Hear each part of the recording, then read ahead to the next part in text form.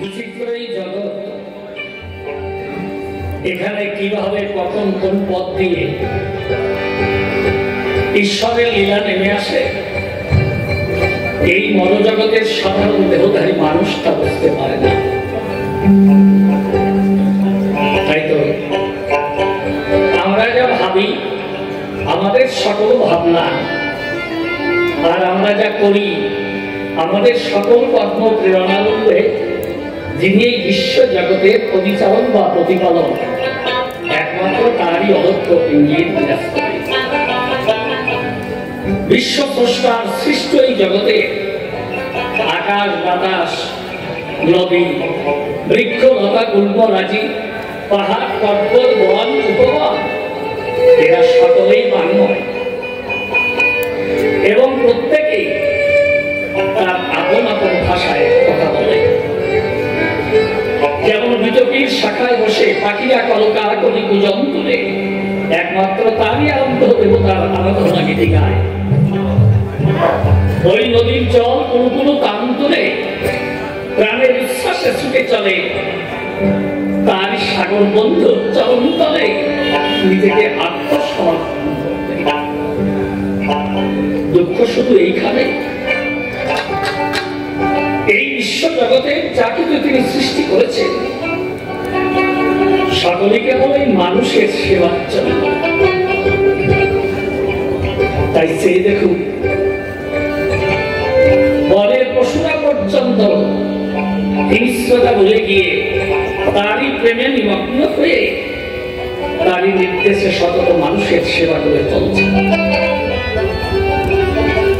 আর আমরা দুর্লভ মানব জাতি, বনের পশুরা যদি হিংস্রতা ভুলে গিয়ে তারই প্রেমে নিমগ্ন হয়ে থাকে, আর আমি দুর্লভ মানব জন্ম পেয়ে আমি যদি তাকে ভুলে থাকি, তাহলে আমি কি পশুর চেয়ে অধম নই? আমার এই ব্যক্তিগত উপলব্ধিকে আমার মনে হয় যতক্ষণ এই গানের মধ্যে ডুবে থাকি, ততক্ষণ সেই ধ্যানের দেবতা প্রাণের থাকুক। আমার এই নেমে আসের ভাঙা বুকে আমার এই সুরগুলি লুটিয়ে পড়ে তার চরণ তলে, তখন তারই প্রেমের ছোঁয়া লাগে আমাদের। কিন্তু তিনি যে খেলা খেলছেন, তার এই লীলা বা খেলা বোঝা আমাদের পক্ষে দায়। তাই আমার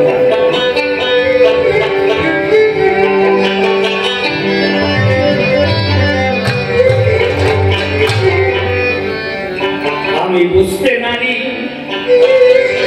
দয়াল তোমার কেমন, আমি বুঝতে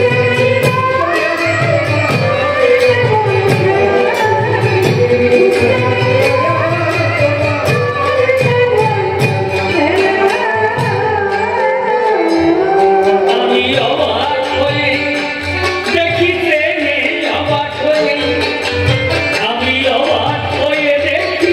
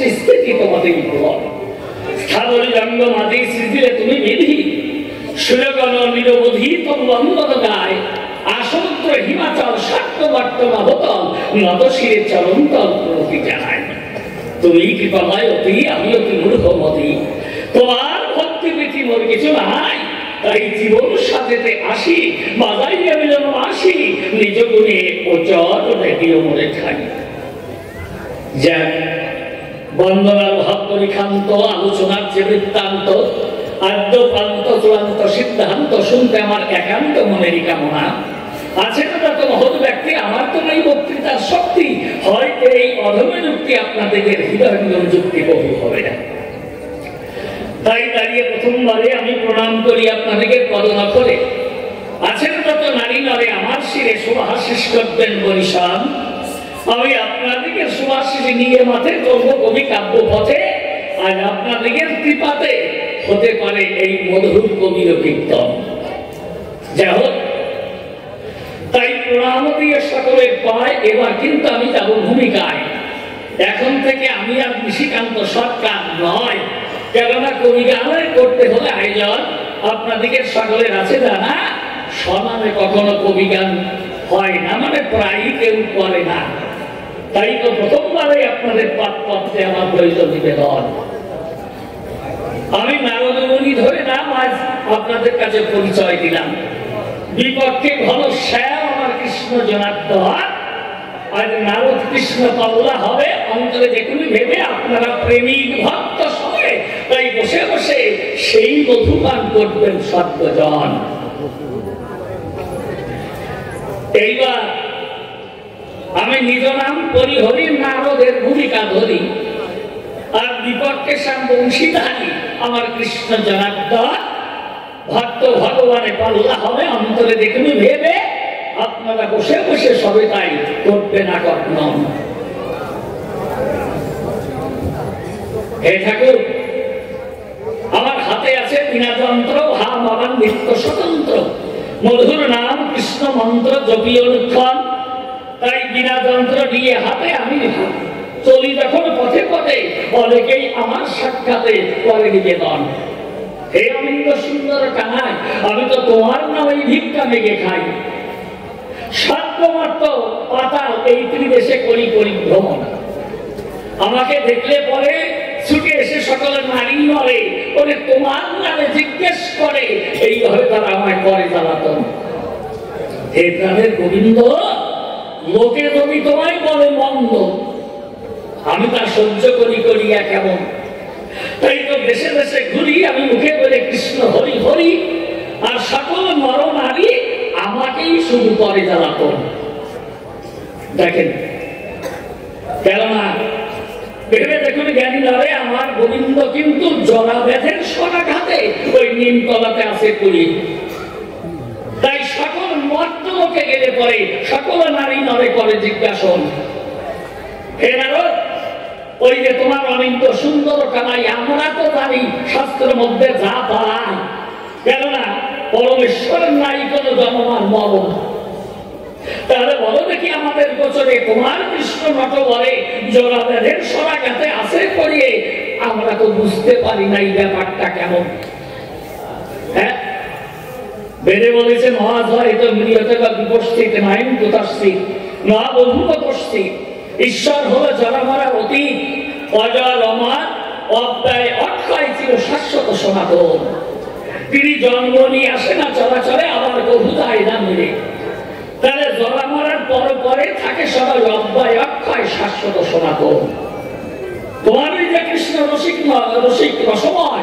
যদি সেই পরমেশ্বর হয় তাহলে ভালো করে তুমি বলো দেখি আমাদের স্মরণ দেখেন না আমার কৃষ্ণ জগন্নাথে করিয়াছেন নিমতলাতে আমি সংবাদ পেয়ে সাথে সাথে আমি গোবিন্দের কাছে দিলাম দর্শন বলি আপনাদেরকে বরাবরই আমি তো ওই গোবিন্দের সতত সেবা করি আমি চরণ সেবা করি পরীক্ষণ আপনাদের কাছে করি বর্ণনা কিন্তু চরণে হাত দিতে দেয় না বলে নারদ চেয়ে দেখ না ওই জনব্যাগ সব করেছে দেখতে বলি শব্দ করে এইরকম গোবিন্দ ব্যথায় মরে, যিনি ব্যথাহারী মদন মোহন, কি দেব পরিচয়? সেই গোবিন্দ আজ মরিছে ব্যথায়। যারা ব্যাধের সরাঘাতের পর একটু পরে যাবে মরিয়ে, তাই চিন্তা করলাম অন্তরে গোবিন্দ যদি যায় সরি একেবারে যাবেই যে, একেবারে আমার এই ধারণা একেবারে বদ্ধ পরিকল্পনা না, তবুও যেভাবে কাতরাচ্ছে খুলে বলি আপনাদের কাছে। আর হয়েছে যে বেদনার কারণ, তাই দেখলাম চিন্তা করে হয়তো একটু পরে যাবেন মরিয়ে, তাই গোবিন্দের সেবা শুশ্রূষা করে আমি চিন্তা করলাম অন্তরে কিছু কথা জানার প্রয়োজন। কেননা আপনারা ভেবে দেখেন সবাই ওই যে আমার গোবিন্দ কৃষ্ণ অনন্ত সুন্দর কানাই, ওনার অবাক করে ওনার কথা তো আর বলতে পারবে না কোনো জন। ওই আমিও শ্রীমুখে আমি জানাই আপনাদের বাকে, যিনি সেই পরম প্রেমময় গীতা পানি করেছিলেন কেমন। তাই দেখলাম গোবিন্দ যদি যায় মরে, তাহলে যে সমস্ত দ্বিধা দ্বন্দ্ব আছে অন্তরে, যেমন মানুষ সবাই জ্বালাতন করে, আমাকে দেখলেই এসে আমার ধারে করে জিজ্ঞাসন, হ্যাঁ নারদ তুমি আমাদের কথা নাও, আমাদের ভালো করে বুঝা, যার নাই কোনো জন্ম আর মরণ, এই কৃষ্ণ ঈশ্বর বলে করে খুলে বলি তোমার গোচরে কেমন অনাঘাতের সরাঘাতে পড়ে ওই নিম্নবাদে তার ঘটবে মরণ। হরে কৃষ্ণ সমরাও, এই জন্য তুমি আজকে বেঁচে থাকতে থাকতে আমাদের সবাইকে বুঝিয়ে দাও, যদিও হবে তোমার একটু কষ্টের কারণ, চরণ ধরে করিবা না ঠাকুর তুমি চিন্তা করো না, বা আমাদের দোষ নিও না, অপরাধ নিও না কখন। বলো দেখি তাহলে তুমি সেই পরম ব্রহ্ম হলে পারে নিবেদন করি তোমার পদ না করে, যিনি নাকি জন্ম ধরে আবার কখনো তার ঘটে না মরণ, না যায় তেমনি অথবা বিপস্থিতে নয়ন যথাস্থিত না বহু উপস্থিত, ঈশ্বর হলেন জন্মরা অতীত। কেননা ভাগবতে করেছি প্রথম ঈশ্বর পরম কৃষ্ণ সচ্চিদানন্দ বিগ্রহ, অনাদির আদি গোবিন্দ সর্ব কারণ কারণ। তুমি যদি হও সেই সর্ব কারণের কারণ, বহু দেখি দয়া করে, তাহলে যিনি ঈশ্বর হলেন এই চরাচরে, তিনি কোনদিন জন্ম নাহি ধরে, আবার তার কখনো ঘটে না মরণ।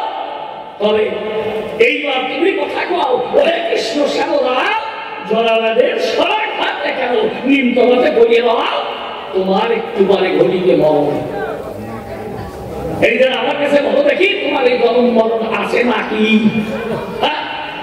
ওহে কৃষ্ণ চক্র পানি, এইভাবে জন্ম ধরে দেবকীর উদরে, আবার যদি তোমার যাও তুমি যাও বলে, তাহলে সেই ঈশ্বর বলে তোমাকে আমরা কেমন করিয়ে মানি? এই আমার প্রথম প্রশ্ন খালি প্রজ্ঞা নিবেদন। তাহলে ঈশ্বরের কোন জন্ম মরণ নাই, আমরা সর্বশাস্ত্রে ব্যাখ্যা পাই, হে অনিন্দ সুন্দর কামাই, তবে তোমার কেন হচ্ছে এমন? এই আমার প্রথম প্রশ্ন খালি আমার গোবিন্দ সম্মুখে টানি। এবার দ্বিতীয় প্রশ্ন আমি বলবো আপনাদের স্মরণ। দেখেন আমার ওই কৃষ্ণ ভগবান খুলে বলি সবার সংবিধান গীতার বাণী করেছেন উচ্চারণ, তাই তো বাবা? তো উনি কি বললেন? বেদানাং সামবেদাস্মি দেবনামস্মি বাসবা, আর ইন্দ্রিয়ানাং মনস্তাস্মি ভূতানামস্মি চেতনা। এই যদি হয় তোমারই শ্রীমুখের বাণী গীতা খানি তার ঘোষণা। কি বললেন? বেদানাং সামবেদাস্মি, বেদের মধ্যে আমি সামবেদ, তাই তো বাবা? এটা আমাদের কোনো নাহি ক্ষেত। তবে তুমি একটু করে আশ্রমের এরপরে কি বললে? বেদানাং সামবেদাস্মি দেবনামস্মি বাসবা, দেবতাদের মধ্যে আমি বাসক মানে ইন্দ্র, আর ওই যে আমার কৃষ্ণচন্দ্র। তারপর বললেন ইন্দ্রিয়ানাং মনস্তাস্মি ভূতানামস্মি চেতনা, ইন্দ্রিয়গণের মধ্যে আমি মন। এই গোবিন্দ তুমি আমার কথা রাখো, তাহলে মনরূপে যদি তুমি আমাদের মধ্যে থাকো, এই মনেই কিন্তু সকল কর্ম করে সন্তান।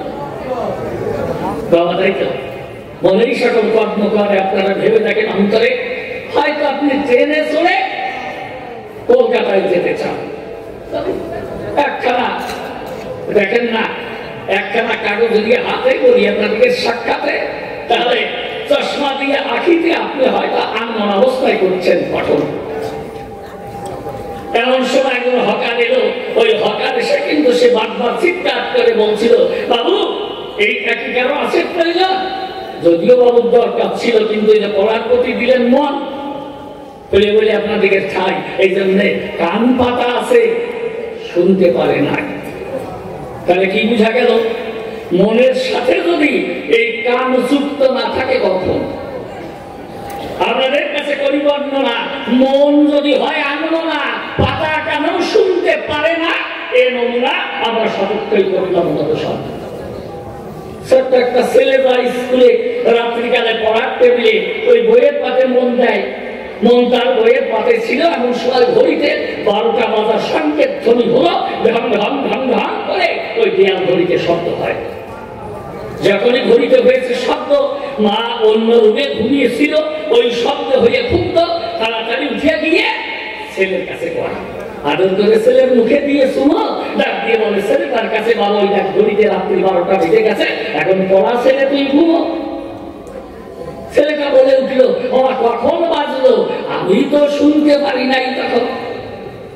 দেখেছেন? তাহলে কান কিন্তু বাতাইছি, এটা ওই শব্দ হচ্ছে হ্যালো। যেভাবে করলে ভালো হয় তুমি সেইভাবে।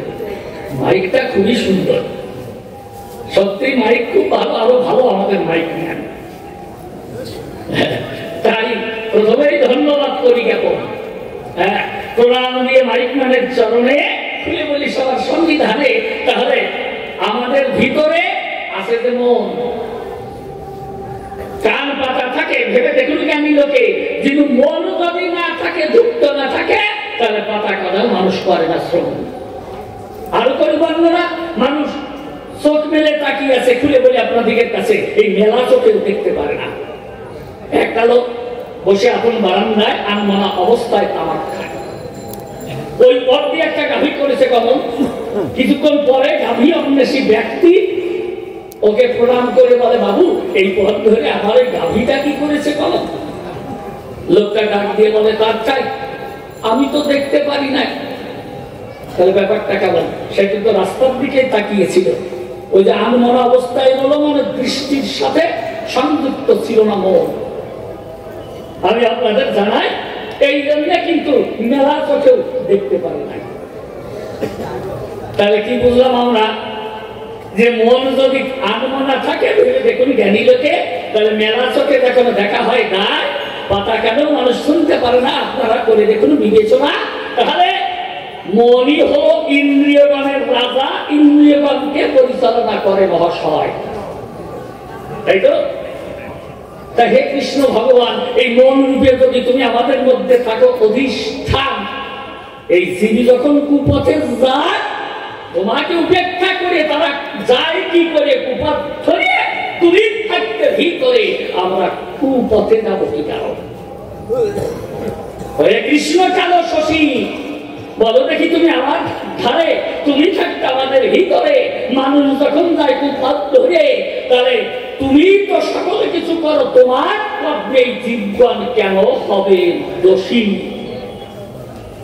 জীবগণ দোষী হবে কেন? আমি দ্বিতীয় প্রশ্ন করলাম, কেন তুমি কৃষ্ণ ভগবান মন রূপে অধিষ্ঠান, আমাদের এই দেহ আমি না, রাখো আমার কথা রাখো, মন রূপে যদি থাকো, তাহলে জীবগণ কেন নরকপুরী যায়?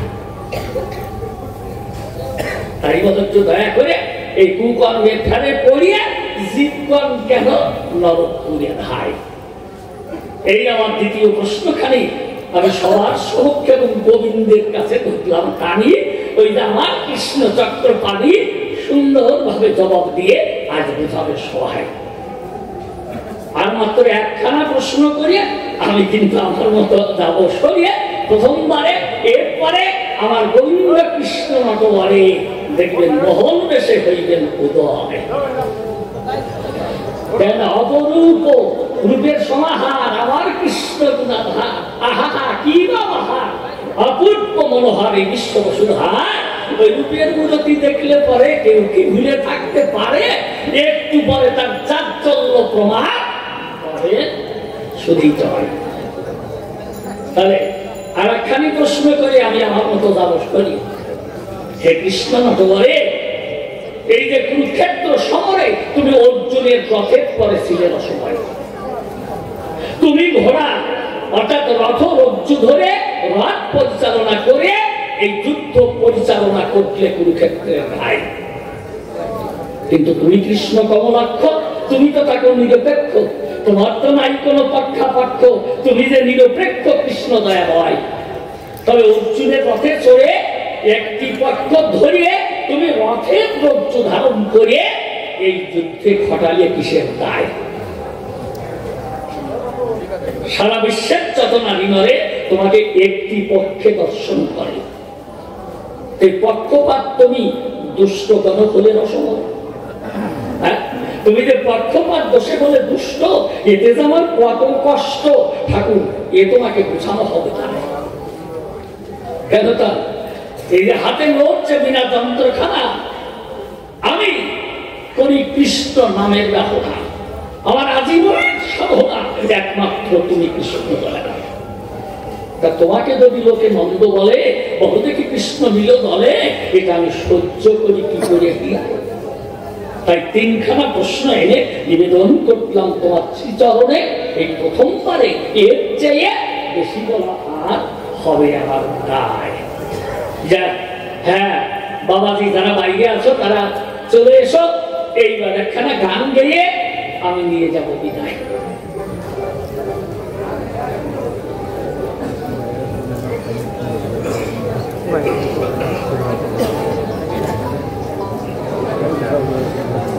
যাই হোক,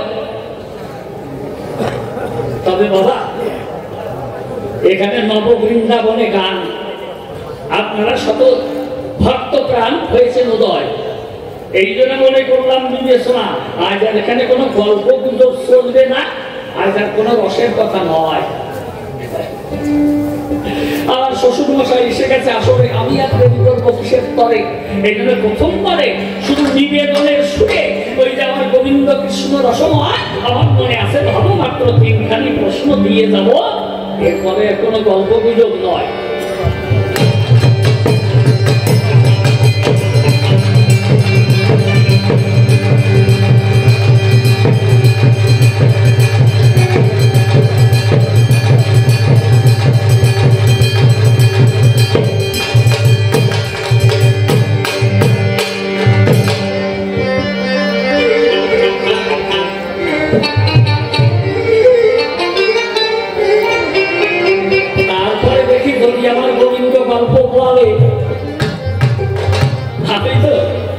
উনি চলে গেলে আমার আবার দ্বিতীয় আসক্ত হয়, মনে আছে ভালো, আমি কিন্তু নারদ, আমার কেউ গতি কেউ করতে পারে না রোধ, কিন্তু আমার ইষ্ট দেবতা সবকিছু ধরে দিয়েছি।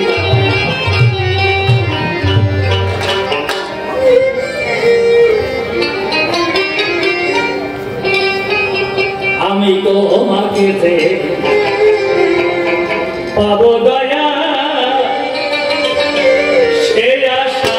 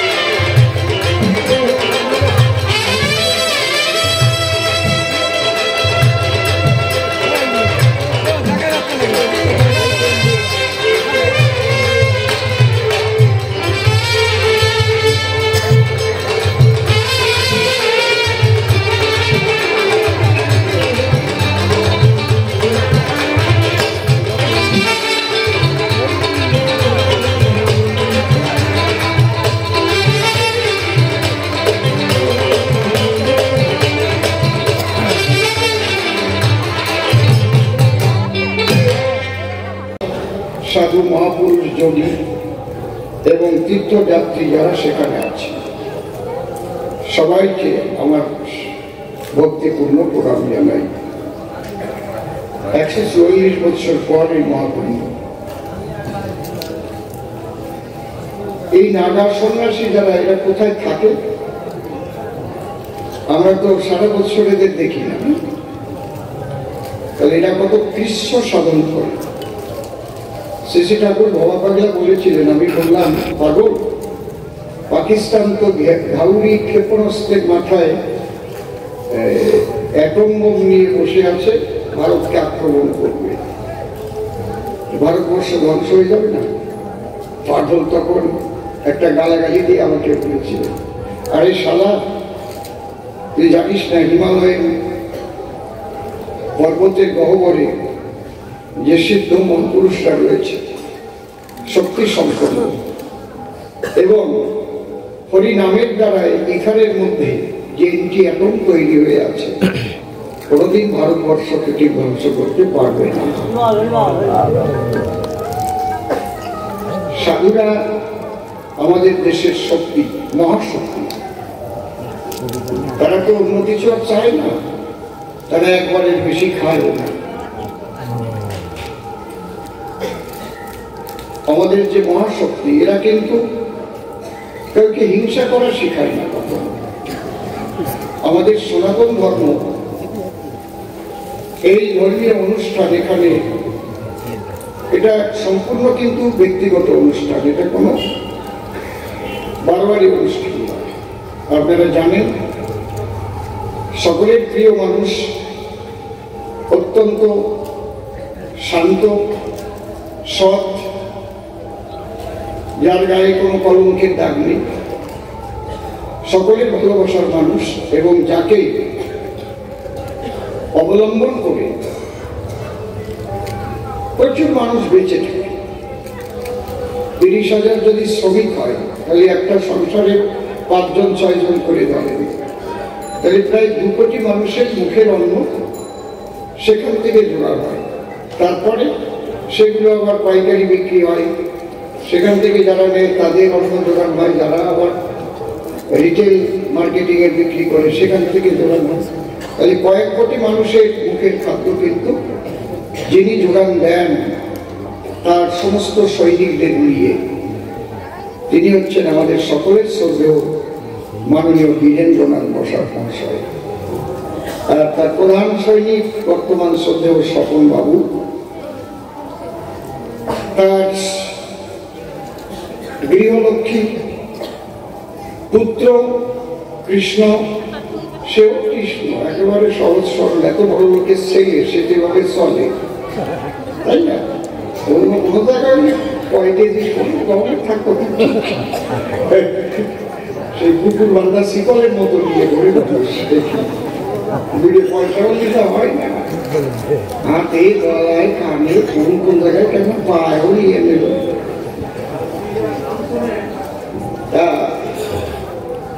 এই সনাতন সংস্কৃতিকে রক্ষা করার যে মানসিকতা তৈরি হয়েছিল যেখান থেকে, সে হচ্ছে ওনার পরমশ্রদ্ধেয় পিতৃদেব এবং মাতৃদেবী। আমি তাদের সকলের শ্রীপাদ পদ্মে ভক্তিপূর্ণ প্রণাম জানাই।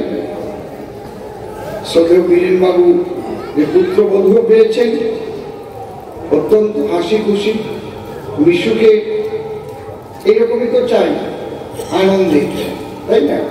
আমি ঠাকুরের কাছে প্রার্থনা করব তার যে সন্তান কেউ হয়েছে, এবং বংশ পরম্পরায় ঈশ্বর যেমন এমন আত্মা পাঠায় এখানে যারা এটাকে ধরে রাখতে পারে। আমি আর কিছু চাই না, এই ভাবটা যেন বজায় থাকে।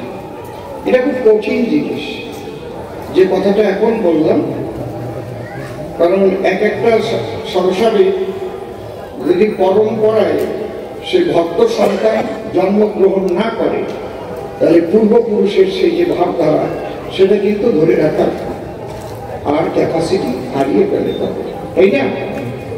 আমি চাইব যে এখানে ঈশ্বর তুমি এটুকুই করো, তোমার মন্দির এখানে রয়েছে, তোমার ভক্তবৃন্দের আগমন এখানে হয়, এটা যেন বংশ পরম্পরা চলতে থাকে, যতদিন যতদিন পৃথিবী থাকে এই বংশে যারা জন্মগ্রহণ করে তারা যেন কৃষ্ণ ভক্ত হয়ে জন্মগ্রহণ করে।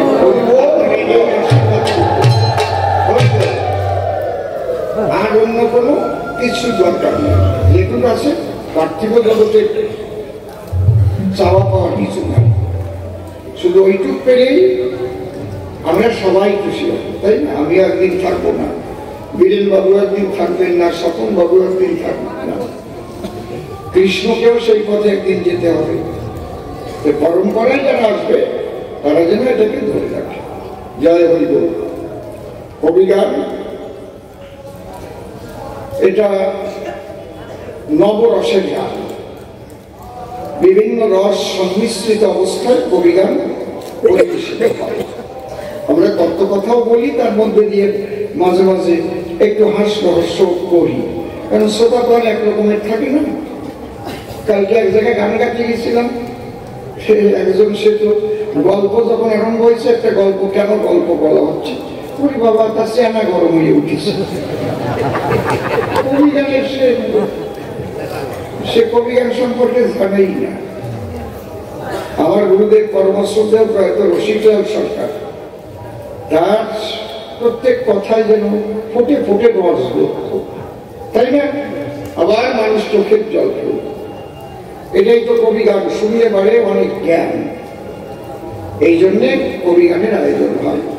এটা বঙ্গ সংস্কৃতির একটা বিশেষ অঙ্গ, লোক সংস্কৃতি, আমাদের সনাতনী সংস্কৃতি। আজকে পালা আরম্ভ হয়েছে নারদ এবং শ্রীকৃষ্ণের সঙ্গে কথোপকথন, প্রশ্ন এবং উত্তর। যিনি আমার বিপক্ষ কবি তিনি অত্যন্ত বিদগ্ধ কবি, উচ্চ শিক্ষিত, খুব নাম করা কবি ছিলেন বাংলাদেশের। যদিও দেশ ত্যাগ করার পরে কণ্ঠস্বর একটু ওনার ধরে গেছে, কিন্তু ভেতরের মালামাল তো ঠিক আছে। অত্যন্ত জানাশোনা শ্রদ্ধেয় দাদা ঋষিকান্ত সরকার, আমি তাকে শ্রদ্ধা জ্ঞাপন করি। আর যখন আরো হবেন তখন দেখা যাবে কি করা যায়। কি আমি তো এখনো কৃষ্ণ হই নাই, আমি কৃষ্ণ হবো যখন আর নারদে পাবো যখন, সেই সময় ব্যাপার আলাদা। তেমনি ভালো ভালো প্রশ্ন করেছে। ভগবানের জন্ম নাই, মৃত্যু নাই, না জন্মালি কথা করছো তার সাথে? জন্ম যদি না থাকে, এটা একটা জগৎ আছে। ঈশ্বর পরমকৃষ্ণ সচ্চিদানন্দ বিগ্রহ অনাদিরাদি গোবিন্দ সর্বকারণে কারণ, সেই জগৎ আলাদা। আর জন্ম মৃত্যুর জগৎটা হচ্ছে আলাদা, এটা বাস্তব জগৎ। বাস্তব জগতে যেই আসবে তার দেহ ত্যাগ করতে হবে। এটাকে ভগবান ঈশ্বর যাই বলে না কেন, তাকেও মানতে হবে। যে কোনো একটা অবলম্বনের দ্বারায় তাকে লীলা সম্পাদন করতে হবে। এই জন্য যারা সদ্গুরু, তাদের এই কথা কখনো বলা হয় না যে আমার গুরুদেব মারা গেছে, গুরুদেব দেহ রেখেছেন। নাকি আপনারা কন কি আমার গুরুদেব মরে গেছে? কেউ কয়, আর কোনো কোনো করছে তুমি মরো কেন, মরো কেন? ও আমরা মারিয়েই ছাড়বে, আমি মরবো কেন?